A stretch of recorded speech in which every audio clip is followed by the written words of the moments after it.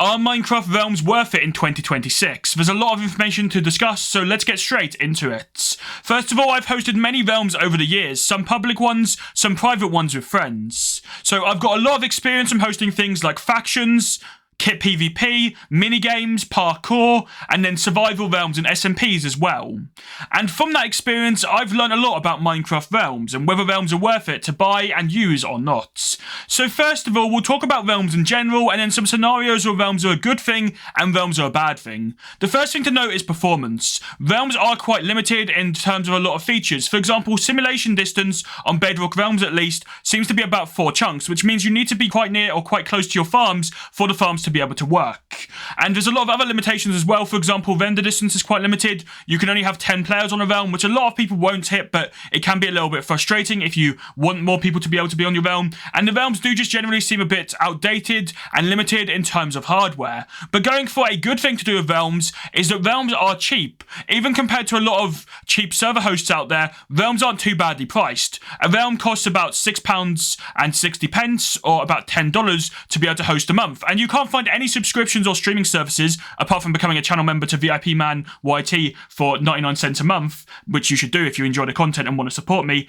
Anyway, plug out the way. But yeah, you can't find like a lot of subscriptions or services or anything really that cheap, and you will get a lot of enjoyment out of the realm if you do play the realm a lot. But of course, if you're someone that is only going to play a little bit and get bored or not really play again and you forget to cancel, whatever, that can add up and you can end up, buying a lot of months worth of realms that you don't even use. But the price honestly isn't too bad for what you get, as a lot of server hosts are even more expensive than that these days, or have their basic plans starting as more expensive, and they also have a lot of limitations. So whether you should use a realm or a server is a debate for another day. But another advantage of realms is you can easily join from consoles. You don't have to add a user as a friend or use a third-party app or solution to be able to join a Minecraft realm. You can just add a code or click on a link and then join the realm, no matter if you're on Xbox, PlayStation, Switch, Pocket Edition and PC. There's ways to join realms, so that is a good thing. There's also a realm feed and stuff like the timeline to be able to see when people are playing on a realm, and all of that built in. You can invite people through gamertag as well, and it all just uses Microsoft accounts and is easy to integrate and use. So there are some advantages to Minecraft realms. It's definitely something to consider if you do want to have a Minecraft experience. But there are a lot of issues with Minecraft realms as well.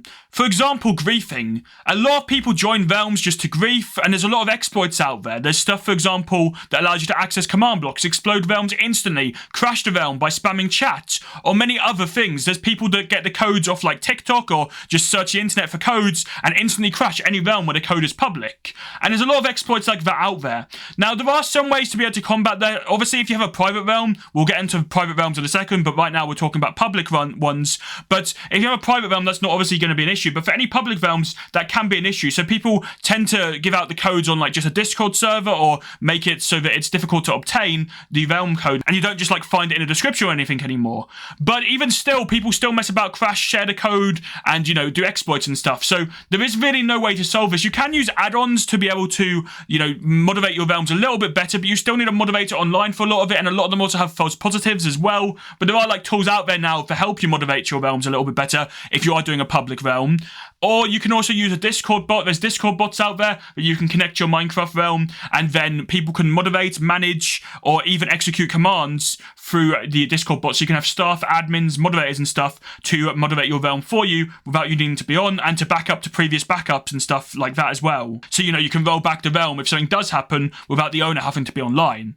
Another thing that has been added recently is a lot more support for realms in Minecraft itself. You can save manual backup saves of your realms instead of having to go by the automatic ones now, which is something that's changed over the last few years. And they've also redesigned the whole realms experience. So the whole UI of your realm management has changed. For example, the feed and there's more like kind of feeds out there and more kind of tools out there. You can see when people have been online and stuff like that. So if griefing did happen, you could probably work out some amount based on that, who it could be or who it's likely to be. And there's other like tools that have been added. For example, recently there's been an admin role added to Minecraft realms. So you can make people an admin and they can manage the realm from within inside of Minecraft, kick people, ban people, And there's also an admin log so that people are held accountable for any moderation or anything they do. So if someone is abusing their power of an admin or an operator, you will be able to tell through the admin log. So there are more tools coming to Minecraft for realm managers and moderators. However, of course, this is still great, but it's the internet, it's Minecraft realms, and it doesn't have the best moderation out there. There are people that are going to exploit it. And personally, from experiences of hosting many public realms,